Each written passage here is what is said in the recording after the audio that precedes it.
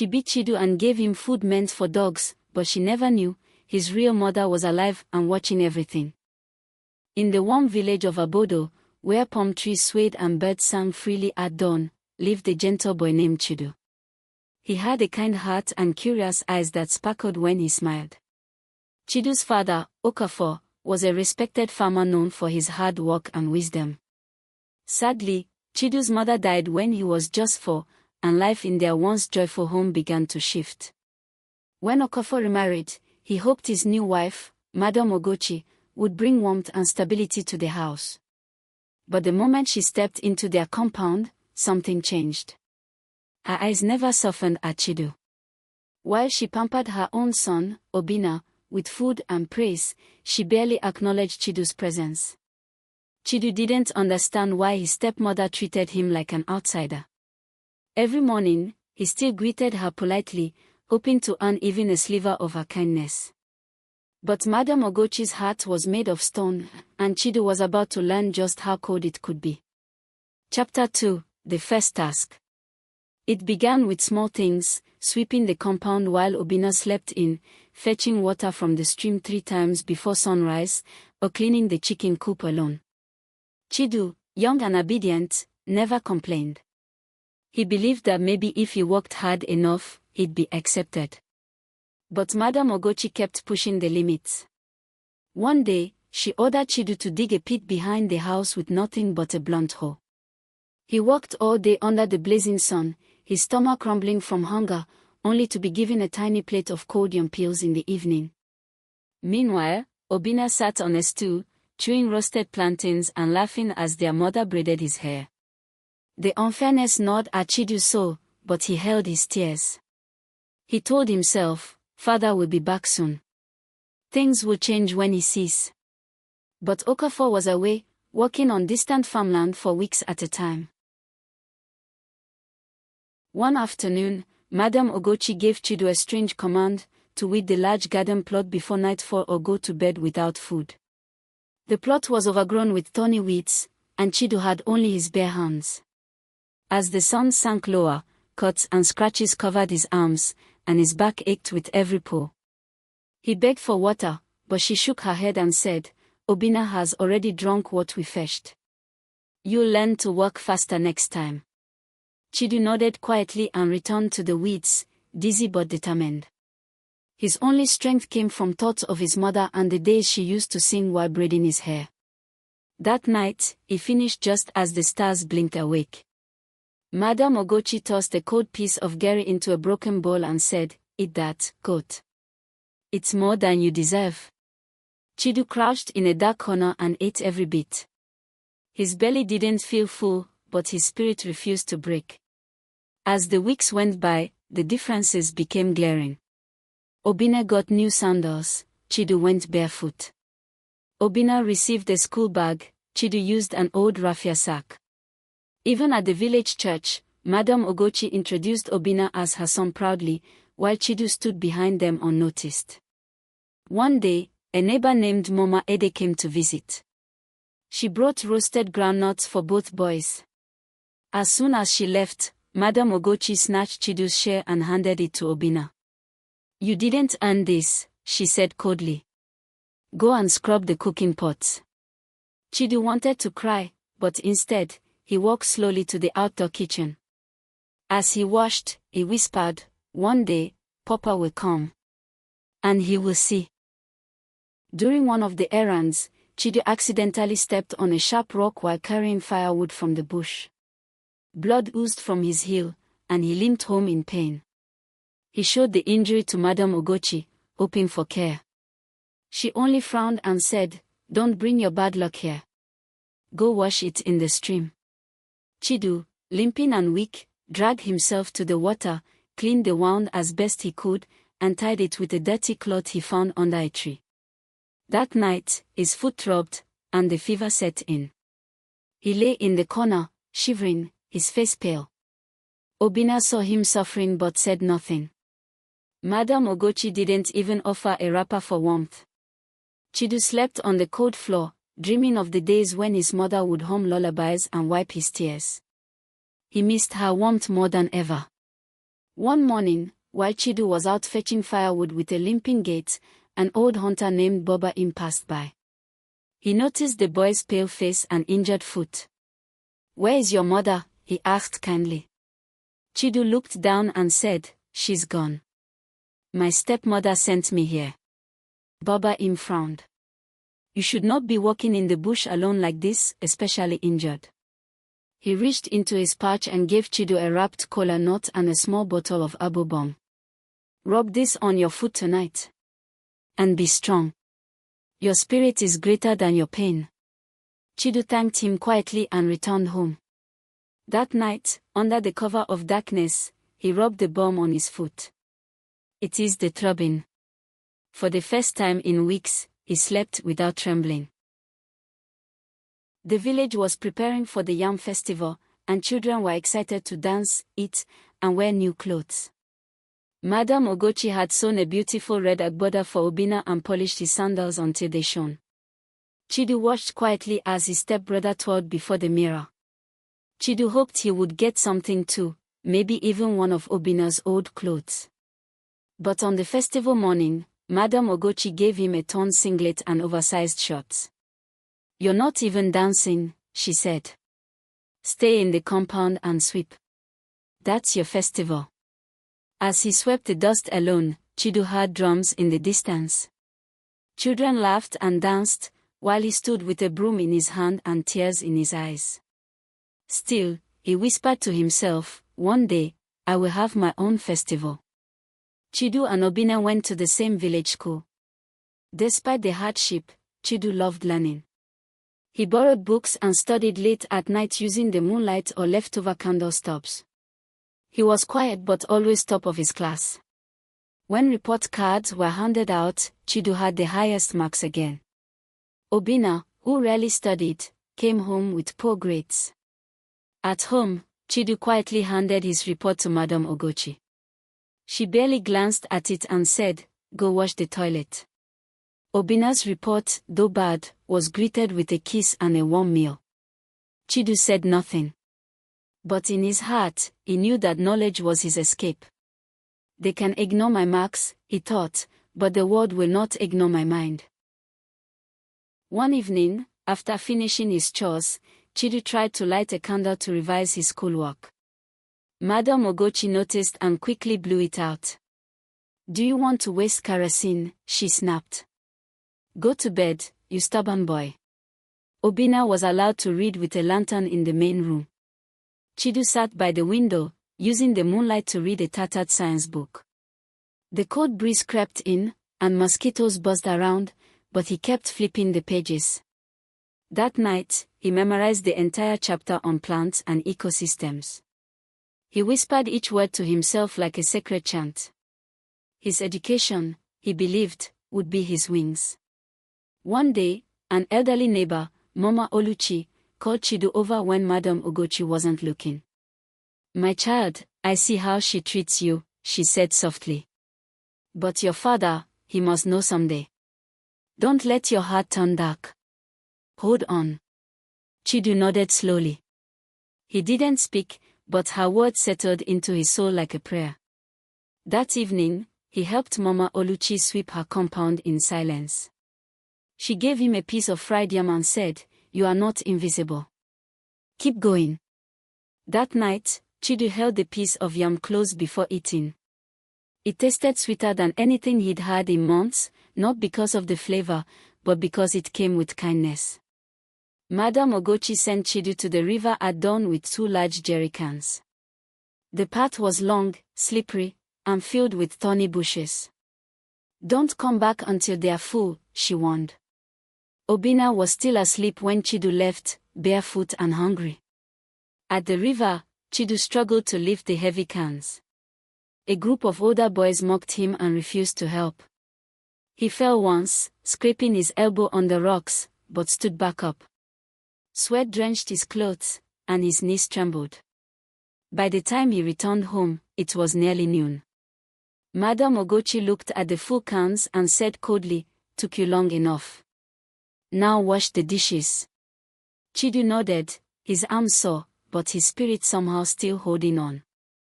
On the day Chidu turned 10, he didn't expect a celebration, but he at least hoped someone would remember. When he greeted Madame Ogochi that morning, she looked at him with a blank face and said, "Why are you smiling like a fool?" Obina got a meat pie from their mother that day, for no reason at all. Chidu spent the day weeding the backyard and eating plain boiled cassava. No cake. No wishes. No hug. Nothing.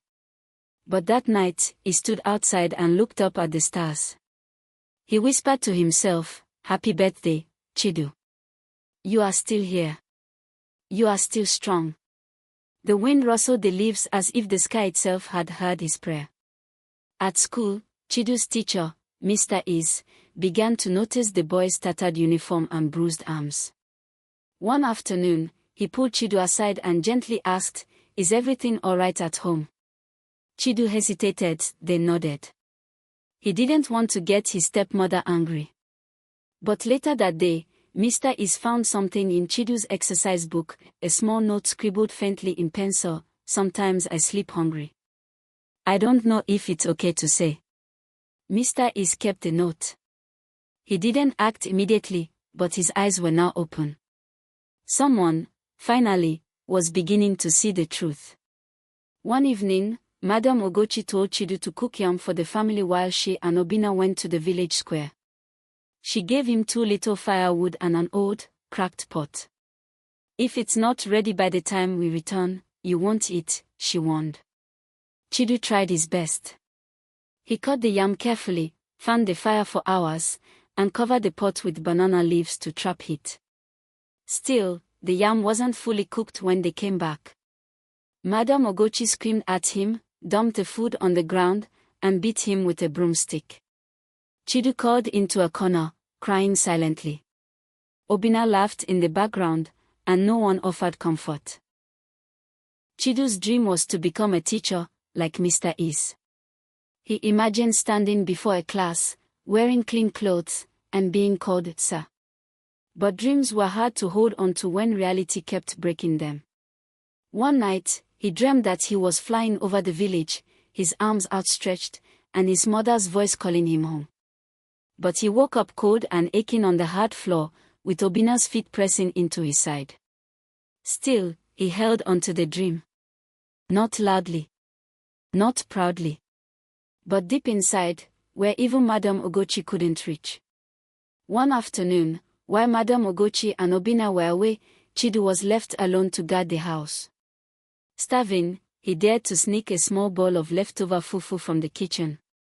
He ate it quickly, his hands trembling, wiping his mouth with the back of his palm. Unfortunately, Madame Ogochi had counted the food before she left. When she returned, she knew something was missing. She called Chidu and slapped him hard across the face. "You thief," she shouted. "Next time, I'll make you starve for a week." Chidu didn't deny it. He only looked at her with quiet eyes, tears resting on the edge of his lashes.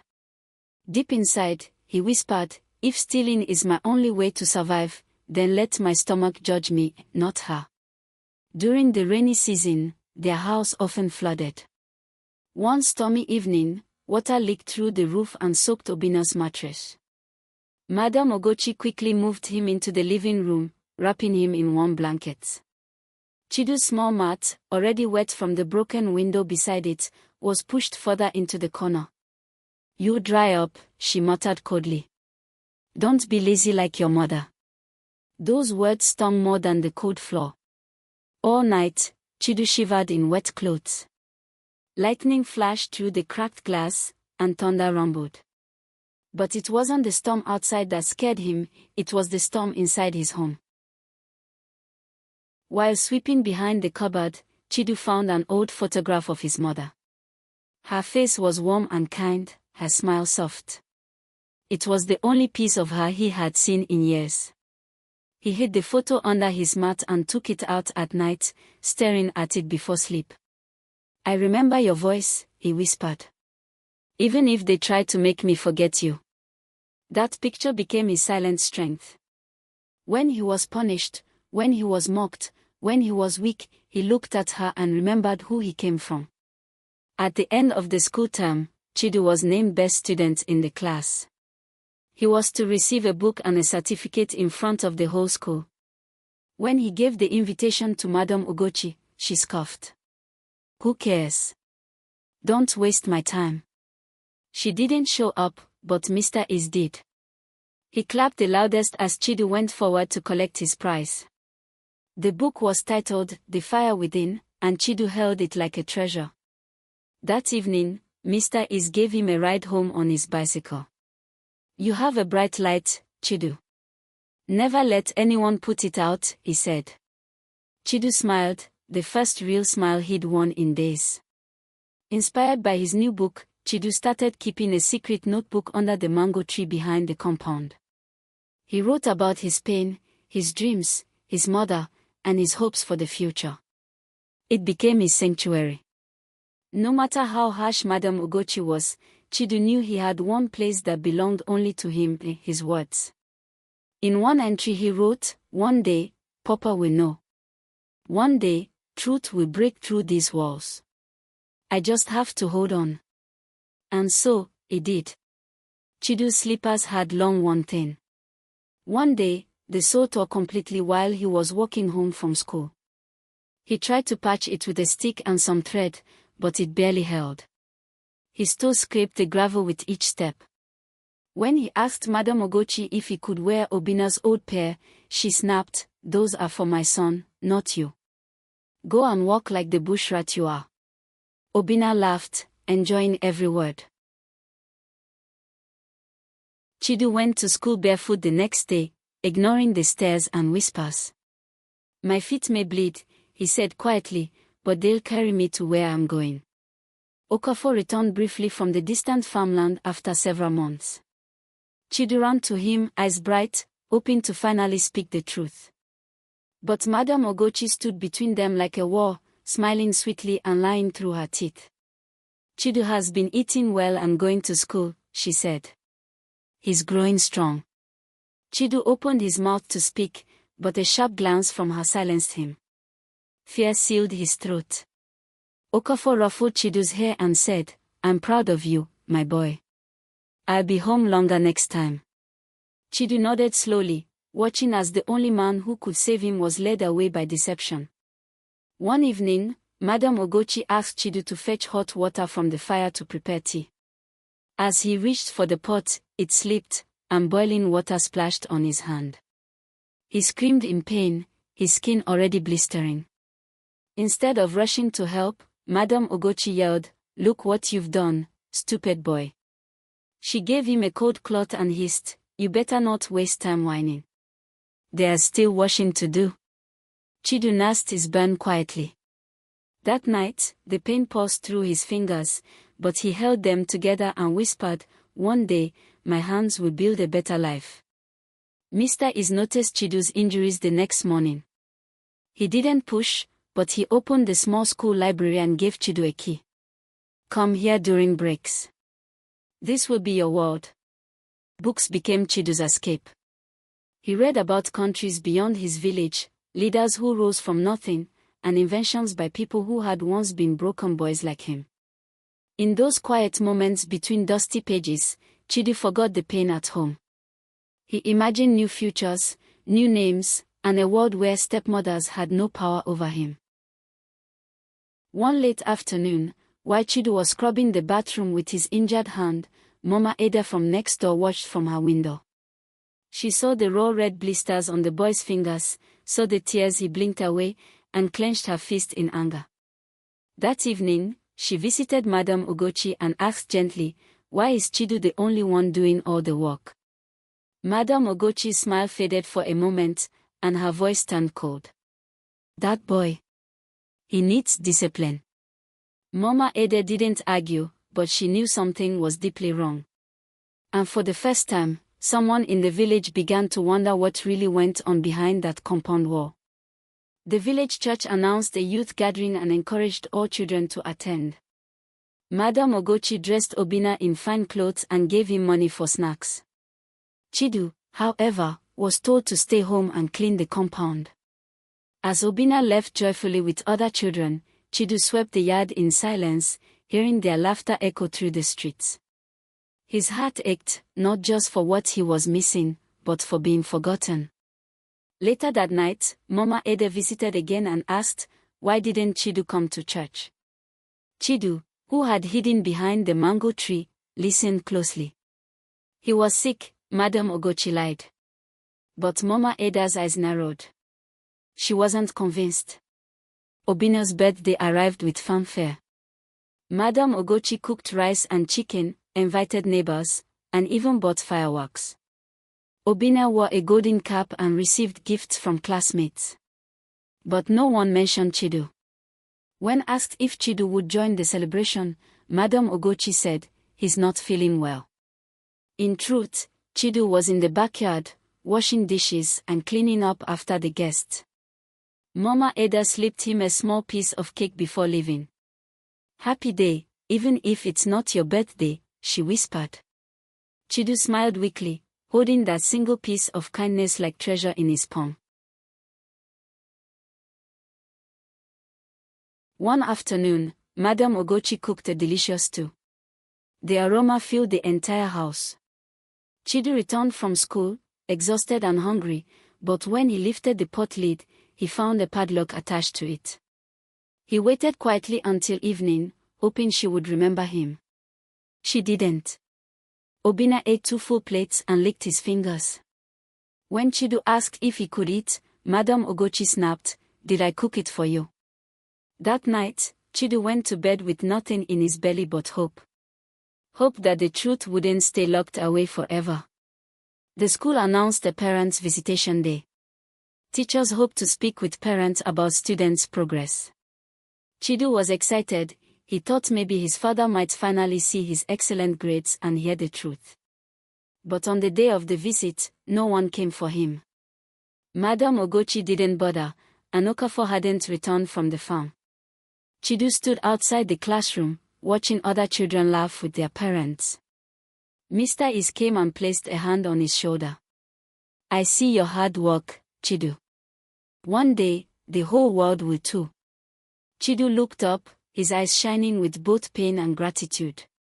That night, Obine broke a cup while playing inside. Fearing punishment, he ran and told Madam Ogochi, Chidu did it. As always, she didn't ask questions, she rushed outside and beat Chidu with a stick.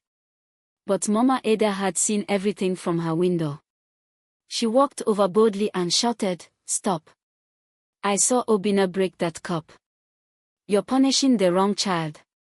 For a moment, silence filled the compound. Madam Ogochi's face twisted in embarrassment. Chidu looked up from the ground, shocked that someone had finally spoken up. And just like that, the first tear appeared in the mask of lies. The next morning, Mama Ede came again, this time with 2 other women from the village. "We need to speak," she said firmly to Madam Ogochi. They sat in the compound, asking her why Chidu always looked tired, skinny, and bruised. Madam Ogochi smiled stiffly and claimed Chidu was lazy, troublesome, and always pretending to be sick. "He's not my blood," she added, as if that explained everything. The women exchanged glances. Mama Ada said, "Even a dog is fed if it lives in your house. That boy is not your servant." Madam Ogochi laughed it off, but her voice shook. A whisper of accountability had finally entered her home. At school, Mr. Is handed Chidu a sealed envelope. "Give this to your father," he said. "It's about your progress." Chidu hid it carefully under his clothes, eager for Okafor to see the truth. When he gave the letter to Madam Ogochi and asked her to send it to his father, she took it with a nod, but later that night, Chidu saw it burning in the cooking fire. He didn't say a word. He just stared at the flames, the light dancing in his eyes. "You can burn the paper," he thought, "but not what's written inside me." A regional spelling competition was announced, and Chidu was selected to represent his school. Mr. Is paid for his entry fee and gave him a clean shirt to wear. Chidu prepared day and night, writing words on the walls behind the kitchen. The day of the event, Madam Ogochi refused to give him transport money. If you're so smart, fly there, she mocked. Chidu walked barefoot, arriving just in time. He stood proudly among other well-dressed children and spelled every word flawlessly. He won second place. The judges praised his courage. "Your child is brilliant," one of them told Mr. Is, assuming he was Chidu's father. Mr. Is smiled and replied, "He's everyone's child." One afternoon, while searching for a missing spoon, Obina stumbled upon Chidu's notebook under the mango tree. Curious, he read the pages, full of pain, prayers, and poems. He took it to his mother. Madam Ogochi read the lines in silence. One read, "Some nights I wish I didn't wake up. But I do. And I keep going." Another, "If I vanish one day, will anyone ask why?" She tore the notebook in pieces, her hands trembling. "He wants people to pity him," she muttered. But in truth, the words haunted her. For the first time, a mirror had been held up to her cruelty. Weeks later, Okafor finally returned to the village, earlier than expected. This time, he didn't go straight to the farm, he stayed home unobserved. He noticed Chidu's swollen hand, his sunken cheeks, the quiet fear in his eyes. That night, he asked, "Chidu, is everything all right?" The boy paused, then nodded. But Mama Ada, who had waited patiently for this moment, came the next day and told him everything. Okafor listened in silence. When she finished, he walked into the house and stood before Madam Ogochi. "Is this true?" he asked. Her lips parted, but no words came. Chidu watched from the doorway, his breath frozen. The moment had finally come. Okafor couldn't sleep that night. Mama Ada's words kept replaying in his mind, Chidu's thin frame, the broken slippers, the quietness that once used to be joy. Early the next morning, he called both boys to sit before him. He asked simple questions: "Do you eat enough? Do you both go to church together? Who does the chores?" Obine fumbled over his answers, and Chidu looked to the ground, too afraid to speak. But then, Okafor looked directly into Chidu's eyes and said softly, "Tell me the truth, my son. I am here." That single sentence broke the dam. Chidu began to speak, slowly at first, then everything poured out like a flood. Chidu told his story, the cold nights, the missing meals, the lies, the punishments, and how his letters to his father were never sent. Okafor listened, every word slicing deeper than the last. Madam Ogochi stood at the doorway, frozen. When Chidu finished, Okafor turned to his wife. "You made my child suffer like a stranger," he said, voice shaking. "And you thought I'd never find out." Madam Ogochi stammered excuses, blaming Chidu for being lazy, for exaggerating. But Obina, seeing the fear in his mother's eyes, finally confessed. "It's true, Papa. She told me to lie. She always punished him." That evening, Okafor gathered the village elders. He told them everything. Mama Ada spoke too, confirming what she had seen. Even Mr. Is brought a copy of Chidu's school report and a copy of the note Chidu once left in his exercise book. The elders were angry. "You dishonored your home," said the oldest among them. "Even a goat is treated better than this." Okafor stood in the center, his face grim. "I will not let her raise my sons under deceit and cruelty." The decision was swift. Madam Ogochi was to be sent away to her people's compound for cleansing and reflection. Obina would remain, but under his father's strict watch. For the first time in years, Chidu breathed freely. After Madam Ogochi left, Okafor gave Chidu the small guest room, cleaned, painted, and filled with light. He bought him a new mattress and his very first pair of real shoes. "You are my son," he said. "And I failed to protect you. Forgive me." Chidu nodded, tears welling in his eyes. The room wasn't just space, it was dignity. For the first time, he had a door to close, a bed to rest on, and shelves to keep his books and dreams. That night, he wrote in a brand new notebook, "I have a room. I have a father. I have peace." Weeks later, the school held a Literacy Day celebration. Chidu stood before the entire village, selected to recite a poem he had written titled, "The Boy Who Didn't Break." His voice was steady, his words powerful. The crowd erupted in applause, and Okafor stood tall, clapping with pride. Mama Ada smiled wide, wiping a tear from her eye. Even Obina looked at Chidu with a new kind of respect. As Chidu bowed, he looked to the sky and whispered, "Mama, I made it through." And somewhere beyond the clouds, it felt like she was smiling back. Days after the event, Obina came to Chidu's room one evening, holding an old toy they once fought over. "I'm sorry," he said awkwardly. "I used to laugh when she beat you. I thought it made me stronger." Chidu looked at him for a long time, then nodded. "We were both afraid. But now, we have a choice to be better." He took the toy, not to keep it, but to let go of the past. That night, for the first time, the two boys sat under the stars together, talking like brothers, not enemies. The silence between them was no longer fear, but peace. Chidu returned to the mango tree where he used to write. He cleaned the area, set down a small mat, and brought his new notebook. This time, he didn't write about pain, he wrote about hope, and what it meant to survive. Children from the village began joining him, asking questions, reading along, and even sharing their own stories.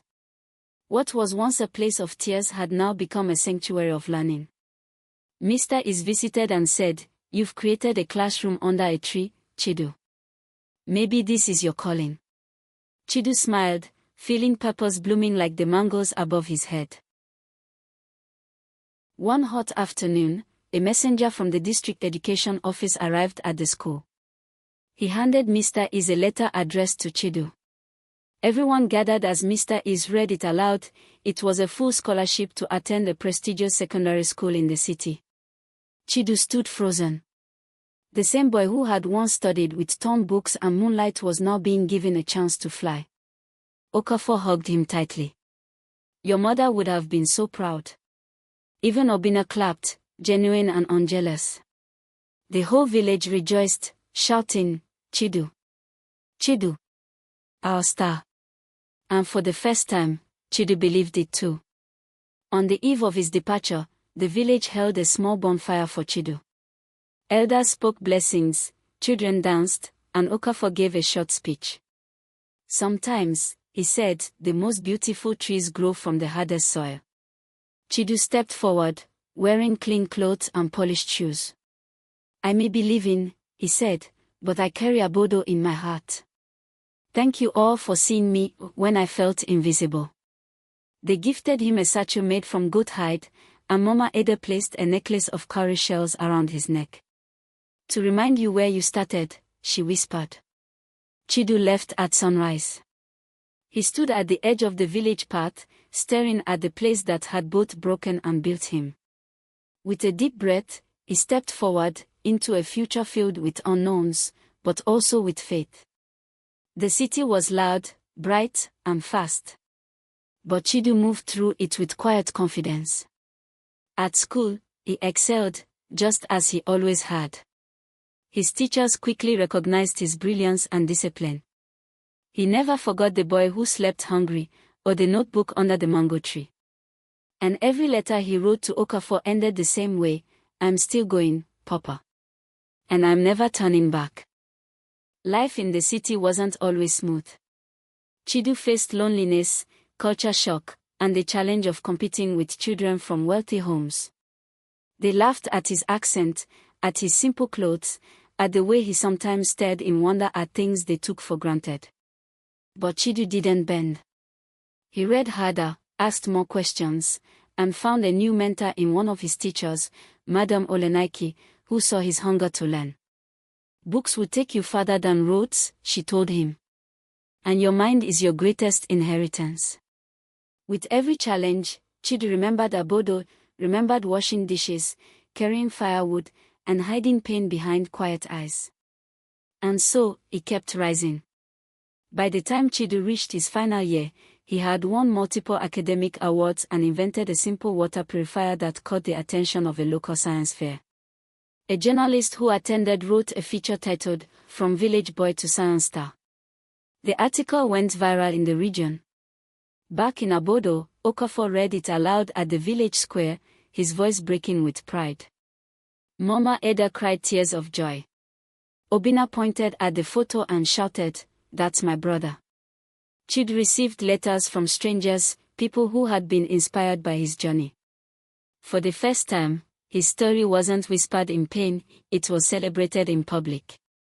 Years later, Chidu returned to Abodo, not as a boy, but as a young man studying engineering on scholarship. He came with books, computers, and plans to build a library in the village. The same children who once laughed now looked up to him with awe. He visited the mango tree and placed a bench beneath it. "This," he said, "is where it all began." The village elders welcomed him with kola nuts and proverbs. Even Obina, now a grown man, stood beside him in support. That night, Chidu looked at the stars and whispered, "Mama, I didn't just survive. I grew." With the help of donors and government grants, Chidu founded the Chidu Foundation for Village Learners, a school offering free education, food, and mentorship to poor children. Every classroom bore the name of someone who helped him, Mr. Is, Mama Eda, Madam Olenaiki. He made sure no child had to beg for food, or hide bruises, or walk barefoot to learn. His mission wasn't just to teach, but to heal, inspire, and protect. One wall carried a mural of a boy with broken slippers, reaching up toward a golden sky. Underneath, it read, "You are not what they did to you. You are what you become in spite of it." Chidu became a household name, not because of riches, but because of impact. He went on to become a respected engineer, advisor to leaders, and a voice for forgotten children. Yet he remained humble. He still wrote in his notebook. Still visited the mango tree. Still hugged his father every chance he got. And every night, somewhere in a quiet corner of his school, he would sit with a child who had been broken like he once was, and say, "I see you. I was you. And you can rise." Because Chidu was no longer just a boy who endured. He had become the man who inspired.